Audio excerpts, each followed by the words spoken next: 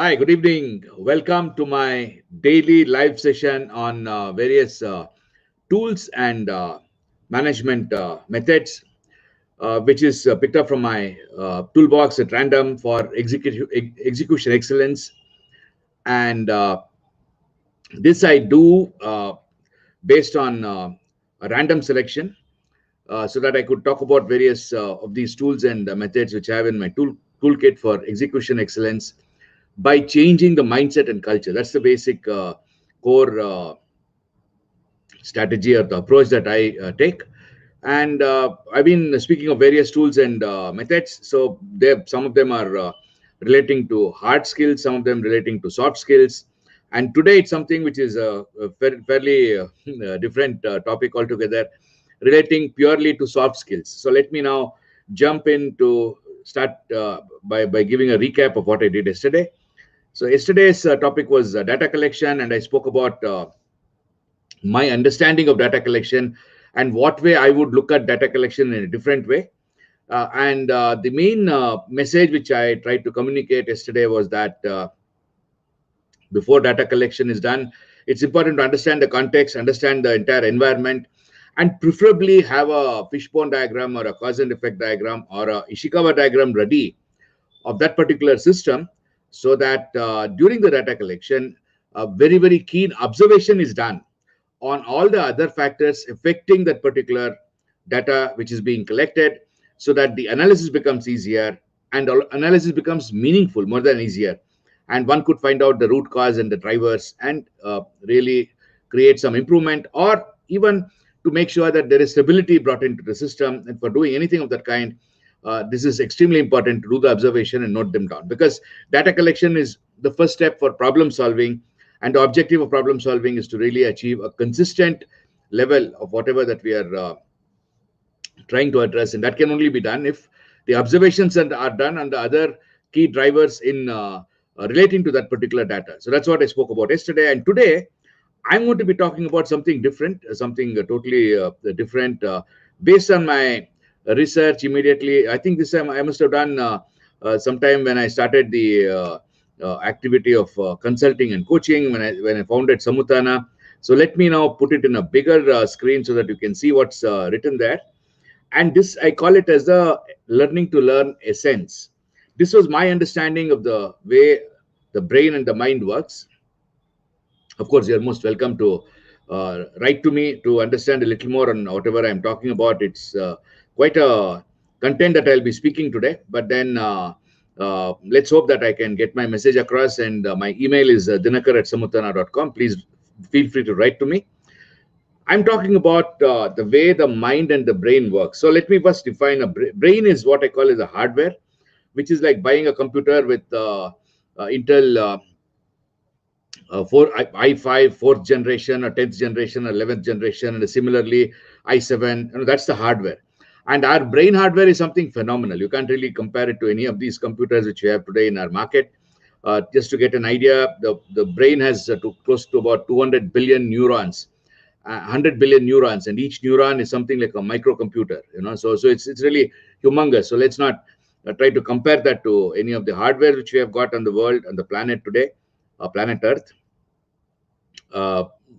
It's really very huge. Our brain, each one of whatever we have got, right? All of us are born with the same brain. That is, the hardware is more or less the same, whereas the software is something which is different. Software is what I call as the mind. Mind is different. So now let me now try to explain what happens in the mind and our brain. How does it work?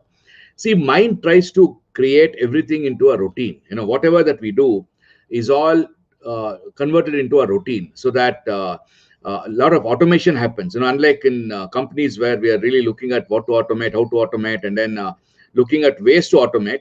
In the case of our mind, automation happens naturally, because the moment you do a particular task 3 times or 4 times, and then the mind has already understood, and it will want to automate that routine. That is the first thing. So these routines get triggered based on a reminder. That is the second. I started here on the right side, the routine, and then it gets triggered with a reminder. Whatever be the reminder is the one that triggers a routine, because that routine gave us success. And then once the routine is performed, there's always a reward that is what should I say, realized by our mind. A reward could be as simple as somebody patting you on your back, or maybe feeling that you ate rasgulla and rasgulla was very tasty, or you watched a very interesting clip on the video. It could be anything, and that's the basic key of this routine which I'm talking about. So once the routine is performed, then the mind craves for a reward. I'll talk about those things in a short while. And then once the reward is there, then this routine gets reinforced. That means mind says that, look, what I'm doing is good. It is giving me the reward.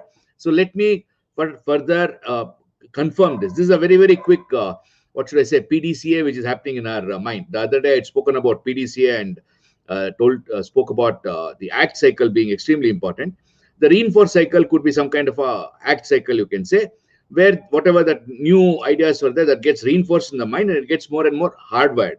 Hardwired is something similar to a subroutine in a program, where it's already available there. Whenever it is required, it gets picked up. That's what happens. So these are the 4 phases, which is extremely important, that one needs to that I understood. I don't think it's right on my part to say that one needs to understand, because each one can understand in their own way. So these are the 4 different phases that mind goes through whenever we have any activity, whatever we are doing. And in between the reminder and the routine, there is a very, very small window. This entire thing is happening automatically, or naturally it is happening. There is a small window where we can intervene and try to stop that, or try to change the routine. And this is something which is based out of the research coming from what is called as readiness potential. I had spoken about this some time back. And from the readiness potential, the other inference which I have got, and it's something which is also explained and confirmed in many books and many articles, that our mind is a prediction machine. That means we are constantly predicting what's happening in the future, and therefore these predictions are the ones that define our perception, our thinking, deciding, and acting or responding. So that's something which is what I had explained when I spoke about mindset. So during this prediction, the predictions are done about 500 milliseconds in advance by the subconscious mind, whereas consciously we come to know of that about 200 milliseconds. So therefore we have got a very, very small window to change something. That is this black line which is shown, what you see here. This is the first base of the diagram, which is learning to learn essence. This is something some kind of a tool which can be used for understanding why people are behaving the way they are behaving. They are not doing anything willingly many a times, or most of the times. Their subconscious is running them. And then here there are 3 circles, if you can see. One is the outer circle, which is a subconscious mind, which is written here on the left side at the bottom. The second second circle is the conscious mind. And the third circle, innermost circle, is the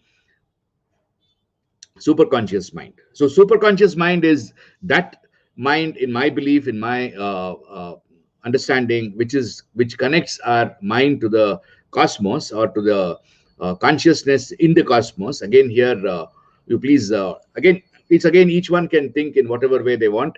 See, in our world, there is what is called as ether. I don't know whether you heard of that word, ether, because when Einstein spoke about the theory of relativity, space was thought to be a vacuum, and if it is vacuum, lot of physics and lot of physical formulae, lot of physical concepts and principles don't work at all. So vacuum cannot be the essence in space. And therefore, it was called as ether, and they said that the entire space is filled with ether. So if you look at ether as the element in the space, and that I believe is quite interesting, because in the Indian philosophy, we talk about Panchabhuta, 5 elements which give rise to life, which is earth, air, wind or air, then fire, water, and the next one is called as Akasha. Actually, it is not Akasha. In my opinion, it is ether. Ether is the one which is the consciousness in the universe. And it is interesting that the same consciousness is also available at the quantum level. When you go to the atom, and in the case of cosmos, or in the case of the universe, almost 99.999% is just ether, just that empty space, which is called as ether. Similarly, in the case of an atom, 99.99999% is just space, empty space. And that empty space could be ether. We can call it as ether. And that empty space is something which we can call as consciousness. And that consciousness is the one that gives us life. The consciousness is the one which gives us the ability to perceive, ability to see the way we are seeing, ability to have a soul. We keep talking about the soul and what is it that I need to do. So all that comes from this consciousness is my belief. And this consciousness is existing everywhere. So when I say super conscious state is when we are in a position to connect with this consciousness, consciousness in the entire world. It is within us, within the outside, wherever you see there is consciousness. And even in any material, in the some of the philosophies, they say that even in any object, any material is living, which is also true, because every material has some vibration. The only difference is those materials don't have intelligence, and therefore we believe that they are not living, but actually they're also living, because there is consciousness in everything.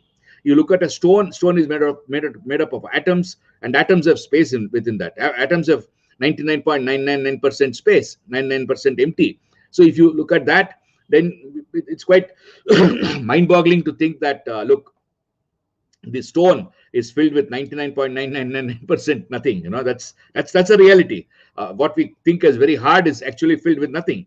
And that nothing is, you can call it as ether, and I believe it is ether. That is consciousness. So that connecting to that consciousness is the super conscious state, is what my belief is. Now we could transition between these three states too. That is the third aspect. First aspect was, I said there is a reminder, routine, reward, reinforcement in each of these three states, and we could transition between these three states. That is the learning to learn essence, was my discovery. And that discovery is something which I use in my workshops, in my training programs, because many of these things I can explain, but it is just that one needs to feel it, one needs to experience it to really make sense out of that.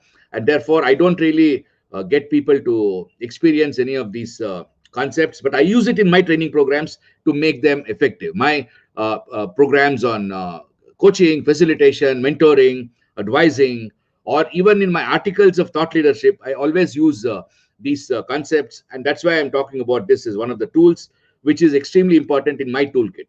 So now let me start talking about the 4 stages and how the reminder, routine, reward, and reinforcement works. In the subconscious state, the subconscious mind, for the subconscious mind, the reminder could be a location, time, emotion, others around you, or preceding action. It is others around you. I keep telling to my customers whenever I go there, you imagine when somebody is coming in the front, in companies especially, you know that the guy will ask you some question or whatever it is, without you knowing. You just bend your head and then maybe walk to the side, or you go to the if you are in the shop floor, then get into the bay. You're not in the bay, main gangway, but get into the bay and somehow get lost in the machines and come out. You want to avoid him. And that's something which is very, very interesting. Reminder is location. That routine of trying to avoid gets kicked in because of that particular person. Or it could be because of a location. You go to maybe a park, then your routine of maybe going for a walk or just jumping around just kicks in without really doing anything at all. And this is something which you can research on your own, experiment on your own. It's very interesting. And when there is an emotion, when you feel very happy, then maybe you want to eat a rasgulla, which happens naturally. Or when somebody is around you, you may feel sad or you may feel very happy. And if there is a preceding action, let us say preceding action was eating a sweet, then after that maybe you want to eat supari, things of that kind. And that happens naturally without really doing any effort at all. That is the reminder. Then comes the next one, which is the routine. Routine has got basically 5 strategies, which is very, very interesting. Okay. The 5 strategies that the subconscious mind has is attack, flee, avoid, neglect, or succumb. Attack is where you are trying to take on that head on. When it is question of flee, is that you are trying to run away from that situation. And neglect is something where somebody is coming, you don't even, you feel as if you're not even looking at him, right? Somehow you try to neglect that person. And all this happens naturally without really putting any effort. Then in terms of the reward, this is again very interesting. Think of this and then try to experiment on your own during the day, what kind of actions you do and what is the reward that these actions are giving you. One is action is for the self. That means to protect myself, to make sure that I'm continuously living. That is extremely important. I have to survive. So I've been born to survive. Everybody is born to survive. So self is the first most important reward. That means whatever routine I do, I feel it will help me survive. Next is I'm trying to do something for my progeny, for my next generation, so that the life goes on. That is the second reason why anybody does anything. And the third reason why subconscious does anything is to be part of a group. That means you feel more secure because you are part of a group. And that's again another thing which possibly is related to being able to survive. And the fourth one is to be really doing something for the mankind, something for the greater good, where you're trying to now look at those elements within you, which is directly linked to the conscious matter in the world. And there you're trying to do something there so that you can give back to the entire universe and try to learn from whatever you did on your planet Earth. So these are the four different types of what do you call it as rewards which come. And how does it get reinforced? One is, you can say, you get the craving. Craving is really the kind of addiction or habit, whatever you can call it as. Or you can call it as hardwiring. That means more and more you focus on something, it gets more and more hardwired in your brain. Or it can also be called as engram. This is something which is used as a word by Scientologists. Again, another line of thinking. And you can also read books on Scientology or on Dianetics. There they talk about engrams being there in our mind, and if you can, some kind of extension of NLP, you can say, or maybe a different form of NLP, and that is called as engram. So these are the way that it gets reinforced. Okay, this is the subconscious mind. Now, how do I come to the conscious mind? This is again a very interesting phenomenon. It's very simple, very, very simple. First thing is, you need to be ensuring that you are not threatened. When there is no threat, then you can come to the conscious mind. Conscious mind is when you are not really allowing the subconscious to control you. That means you are able to some extent, manage your thoughts, manage your actions, etc. And to be able to come to that level, the first thing that one does is to make sure that your status is ensured. You're not really getting sigmoid curve. Okay, thanks a lot, Winston. Sigmoid curve is relevant and complements what you are saying. Thanks a lot. Thank you so much, Winston. So Winston is another very senior, lifelong learner, and thanks a lot for that. So now this particular activity of getting into the conscious state happens when your status is not endangered, when there is certainty around whatever you are doing. You feel that you're not going to be getting into surprises. Therefore, again, there is no risk of doing something unwanted or unknown. Then there is autonomy of choice. That is extremely important. Our mind wants to choose everything on its own. It can't really get what should I say, driven or chosen by somebody else. So autonomy is required. Then there is some kind of a relatedness to that environment. Imagine that you are sitting in a restaurant and you don't feel that the smell is good. And if the smell is not good, you really can't relate it to that particular place. So you are really out of sync. And that relatedness is extremely important. Wherever you are, relatedness to that particular ambience is important. And finally, you need to have a sense of fairness. That means if mind is really feeling that there is a lot of fairness in the entire environment. So that is something which is extremely important. So if these five are given, status, certainty, autonomy, relatedness, and fairness, that is a basic thing for you to come to the conscious state. If any of these five things are missing, then whatever you do, however meditation you do, you won't come back to the conscious state, because the subconscious will not allow you, because it sees that there is a threat for your life, threat for your existence. Therefore, the routine picks up, and one of the routines will get in there, and it will keep going round and round in circles. You can't get into the conscious state at all. And then once you are in that, once all these five are in short, then how do you get to the conscious state? Is only by focusing on your senses, which is various senses, auditory senses, visual, kinesthetic, then olfactory and gustatory. That means one is your vision, hearing, then taste, and feeling, and smell.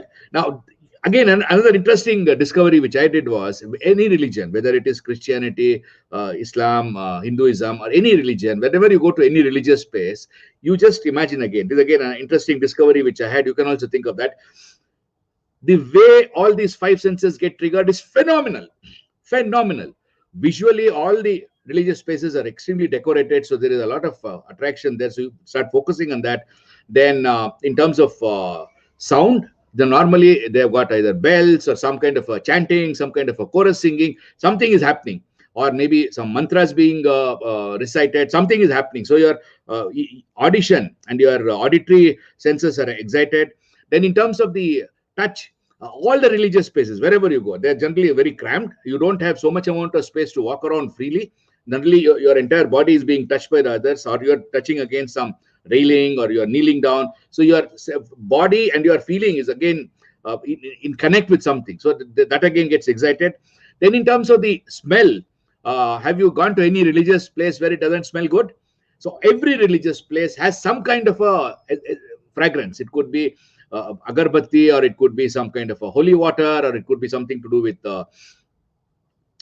some special scent or fragrance, anything. So that's again another thing. And finally, in terms of the last one, the stomach or the taste which you have you need to experience in all these religions, you get some kind of a what in the Hinduism you call it as prasad.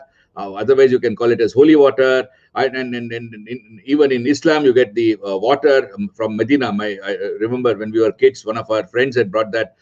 So various kinds of liquids, various kinds of food is offered in these places, in the religious places, so that all the five senses are excited. So what happens when you go to a religious place is not that you are getting blessed by anybody. Of course, there is a blessing from the consciousness which is always there in the universe, 24/7. Every time you are getting continuously blessed. But when you go to a religious place, you primarily get into the conscious state. That is what happens, and therefore you feel happy, because in the conscious state there is no need for you to get tensed up. There is no subconscious mind working. Therefore you feel happy, you feel contented, because you are calm. There is no tension, there is no kind of excitement in terms of excitement because of some kind of an anxiety or anything like that. That's what happens. That's the conscious state. And how do you get a reminder in the conscious state? When there is a need, we come to the conscious state. That is a reminder. Routine would be to make sure that you understand what are the causing beliefs. You try to do logical thinking basically in the conscious state. That is the routine. And in terms of the reward, the biggest reward in the conscious state is to get an insight. Insight is that kind of a feeling that, look, oh, now I have a solution. And that keeps coming continuously. And that happens in conscious state. It's very, very exciting, because every time you get an insight, dopamine gets released in your brain, which gives you more. It's a kind of a what do you call it as happiness hormone, and that gives you more. You get more elated, more happy. That's something which is very important. And the how do you reinforce that? Reinforce is a thing. That means you are trying to do something good for everybody, and that is what that reinforces. That to again go for getting an insight, because you feel happy. And that's the think is again another acronym for basically doing something which is truthful, helping people and inspiring people, things of that kind. And then how do you get to the super conscious state? That's again the next one. When you to get to the super conscious state, all you need to do is, once you have come to the conscious state, create blankness. That means you just don't do anything. Close your eyes. That is what meditation is all about. Close your eyes. And why do people say that you need to focus on your breath, or focus on your skin, or your eyes or forehead, or whatever it is? Because you are trying to trigger the various senses. And once the senses are triggered, then when do you get into the super conscious state is when you get the blank spaces. That means you just close your eyes. A very simple way of meditation. That's what I learned when I was in college. My uncle taught me this. Just close your eyes and don't do anything, and keep allowing the thoughts to come by, and then let it go by. Don't focus on any single thought. And at some point of time, after some number of days, it will not happen immediately, you will be in a position to get blank spaces where nothing is there. And then you get energy. You feel some kind of a pins and needle sensation. I have a pins and needle sensation whenever I do that kind of a meditation.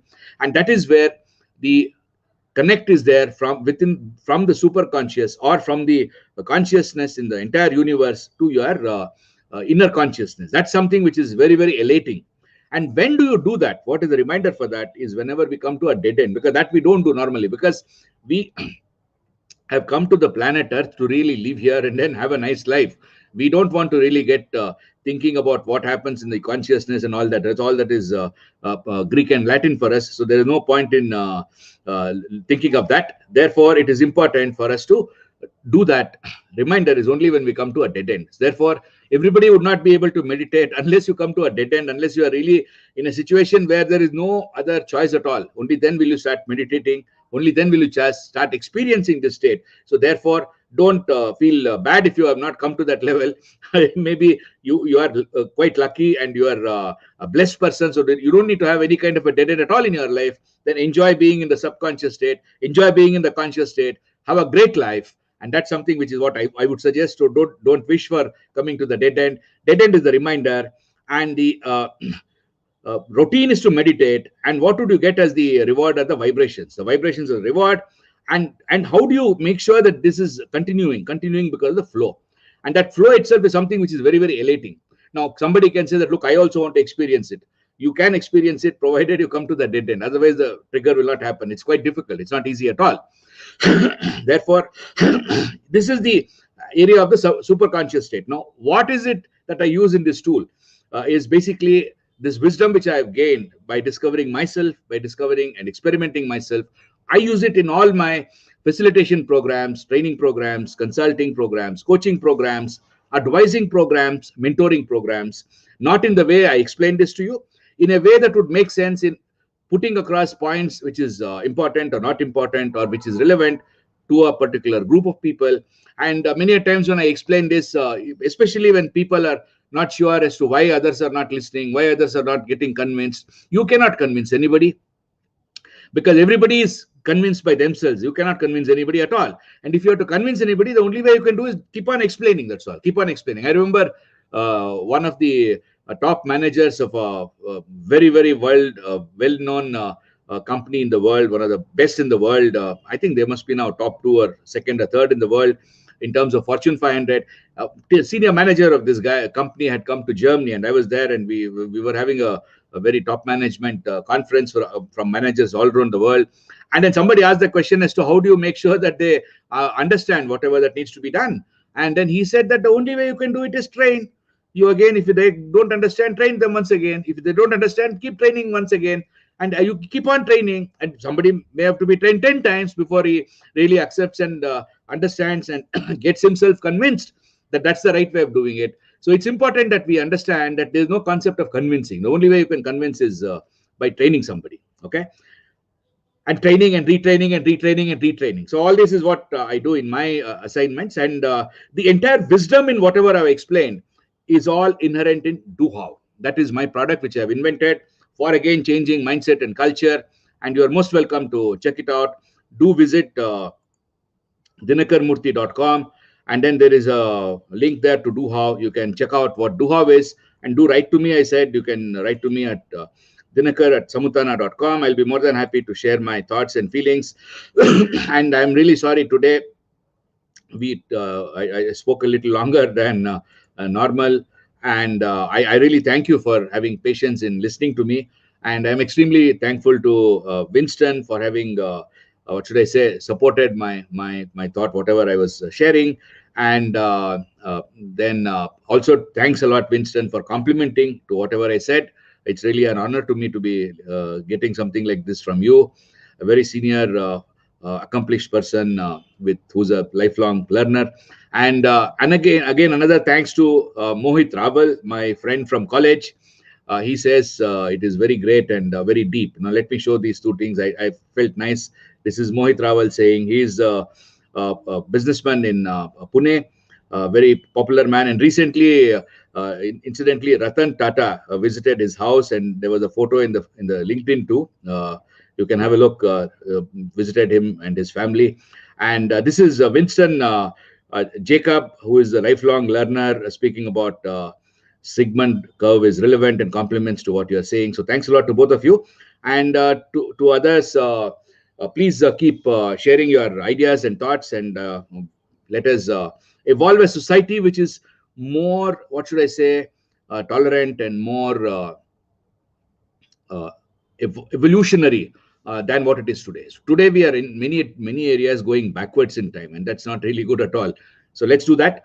Thanks a lot for watching. For those of you in India, have a nice evening. For those of you outside India, have a great day ahead. And before I go, as usual, let me now show you what is it that I'm going to be talking on Monday. Monday, I'll be talking about something which is extremely rational now, nothing to do with any soft skills. This is about what is called as A3 presentation sheet. A3 presentation sheet is something which is used in companies for problem solving.